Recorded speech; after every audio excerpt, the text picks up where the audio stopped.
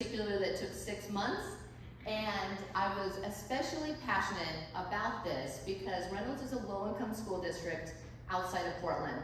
I was doing Big Brothers, Big Sisters at the time.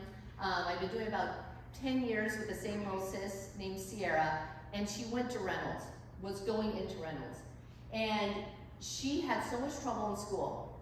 She tests poorly, she thought she was terrible at math, her ADHD would go crazy, she couldn't sit still. And what's so interesting is all the studies I started looking into it on better indoor air quality, better lighting, daylight, best case, but even just some sort of good lighting connects with circadian rhythm, improves test scores, cognitive function. This is why the Googles and big companies are doing well building, because you actually get more productivity, less sick days, more attendance, and people tend to function better. So it's really about equality. These kids deserve to compete at the same level as any other kid. So we fought for this. We stuck with it. They took the free money to have the Eco Shred. We showed this roadmap, and they're like, we don't have the budget for that. I'm like, trust us. Now we're gonna get incentives to start energy modeling. I have a genius energy modeler. There's nothing more fun than working with somebody in one of those programs, because we just were throwing out all these different combinations of things to try to find that sweet spot. We start bringing things to the table. Sure enough, if you start looking at the business case for these things in combination, we ended up under budget, hit the path to net zero, which at the time was tied to the Architecture 2030 Challenge, full circle, and the EOI was there. We got 33% energy savings, was gonna save the school money for the life of the project in the building. Actually, it was 3 schools, so the whole school district got affected by this. Very practical things. This is not high tech. Highly insulated walls and roof. We had thoroughly improved glazing systems. We did a lot of passive design strategy, daylighting models, computational fluid dynamic modeling for natural ventilation. We have a great climate for it. Doesn't feel like it today, that was a cold walk, but we do have a very moderate climate, especially like night flushing in the summertime. Some amount of controls that can be very technical, tied to weather data. Or I know in Seattle, I knew an office, it was actually right across the window from me. We're at a red light, green light system. Green light hit, they could open their windows, and they'd all be partying. I was so jealous with my little windows I couldn't open, glaring through, hot in my building. So there's a lot of different ways to do it, but take a look at it. These were very cost-effective strategies that got them somewhere they didn't expect. And they spoke about this for years. A lot of press releases, a lot of bragging rights, and don't be afraid to push the envelope. Sometimes it takes some convincing, sometimes it takes a little time, but it's even more rewarding in the end if you can reach those goals together. So Pamela, my business partner, and I actually had a nonprofit mission after we got our WELL AP training in 2014. We were like, everybody needs this. Everybody deserves a healthy place to live, learn, work. So let's make that happen. We actually went to Greenbuild in Italy, spoke about it, the value proposition for well building for all. This was another project that looked like it was impossible to go for something like well building. I was on the owner rep team, so I got in early and started talking to the city. This building, from Michael Graves, our little present, was perceived as a sick building. You could judge from the windows. Pamela called it the Michael Graves grave office because it was so dark. It was like these little tunnels. And it was historic preservation, even though it was built the year I was born, which I didn't appreciate. But it was very limiting. So they're like, this is impossible. I'm like, well, let's just integrate the principles, because well building talks about the mind. It talks about policies. It talks about equity. I'm like, you are already doing a lot of the operation and policy things that are difficult for well building.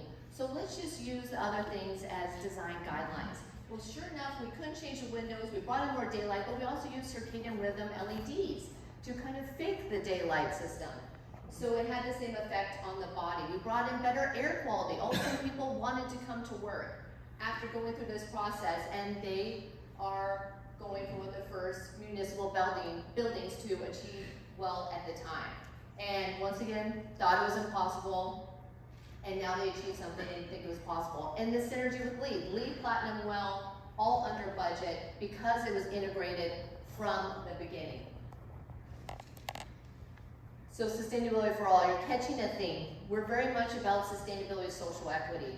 And when I entered AWAMI, the Oregon Association of Minority Entrepreneurs, it was the first place that really got this combination of things. You see a lot of policies in Portland, especially for equity, minority contractors, and sustainability. And the two were seen as opposing, when really they're completely interconnected. So we really were targeting low-income school districts, affordable housing, nonprofits. I mean, we worked with the Ritz-Carlton and stuff. We'll fit that in sometimes. But we're pursuing proving anybody can do it. So Green Canary is the tool that we built to try to make this happen. So Green Canary was born out of struggle and change in perspective. So 2009, I mentioned that Sienna went under, I was taking any job. That first job was Federal Land Port of Entry project. So I was living with the subcontractors because I was flying into Spokane and driving two hours north of Spokane into the most northeast corner of Washington you could be in. So I stayed for about 4 days at a time.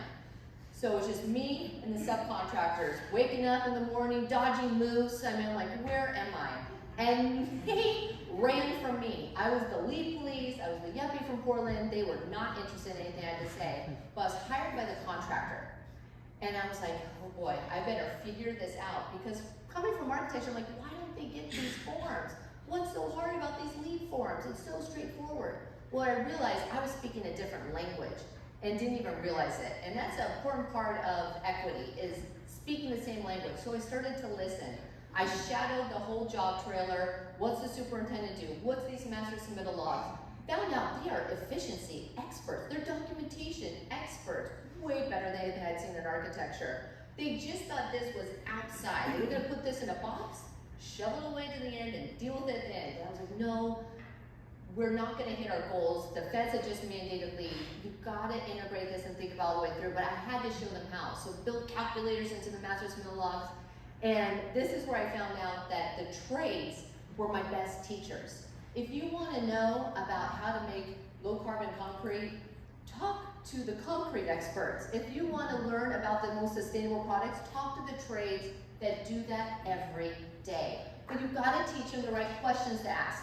The supply chain, how do they work with them? So I built templates for them, sat around the campfire, had to bring the PBR, had to get them talking to me, and we got something that made sense. And this took me a long time, weeks, months, and we got there together. And at the end of it, everybody felt like they were experts. It was a teach a man to fish mentality, teach a person to fish. And it was really so inspiring to me. I also worked myself out of a job because the tools were so easy to use. They're like, great, we don't need you anymore. I'm like, great, I'm so happy for you. And then I had to make that a business plan for myself. And Green Canary is now a cloud-based software that I'm sharing with the industry as a birthday present to myself last week. This is Sam Brooks. So speaking of AWAMI and just learning from the trades, I've worked with a lot of minority contractors, teaching them Lead Green Associate, teaching workshops, showing them they're a part of the green building industry. They can grow that way, getting grants for the sheltered market. And that was all because Sam Brooks saw the connection to sustainability and social equity. I walked in 2009, talked about once, he's like, that's it, that's the future. Every month for 16 years, I talked to this group that thought they were out of the green building industry and showed each one of them why they were in. Everybody's in, nobody's out. And I'm so thankful for Sam Brooks. He was the chair for 30 years. We had an interim chair while he was retiring. And then just kind of being at the right or wrong place at the right time. I was on the board for so long, I was kind of next in line to be chair. So all of a sudden, I had a 600-member minority organization that I was chairing. And without Sam, we didn't know how we were going to get funding. We didn't have a staff. We had nothing.